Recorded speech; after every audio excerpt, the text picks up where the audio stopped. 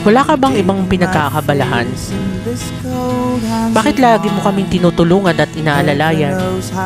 May pamilya ka naman na pwedeng unahin at mga kaibigan. Pero bakit mo kami hindi matiis? Bakit hindi mo kami maiwan sa pagkakagipit?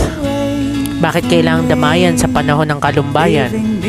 Halos lahat ata ng taong gipit sa'yo kumakapit. Kagawad ka lang, yun nga lang ba? Isa kang kaibigan, kumpare, tropa, mapagmahal na anak, mapagmahal na kapatid, mapagmahal na ama, mapagmahal na asawa. At ngayon na ikaw ay pinagpahinga na ng ating poong may kapal. Lahat ay naghihinagpis, luha namin ay hindi matiis sa laking paghihinayang. Ngiti mo sana'y muli pang masilayan. Totoong may planong ibang Diyos kung bakit kanya pinagpahinga. Maraming salamat, kagawad.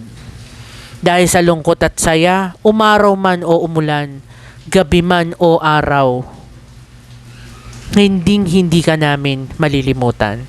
A tribute to our beloved kagawad Ariel Aying Figueroa.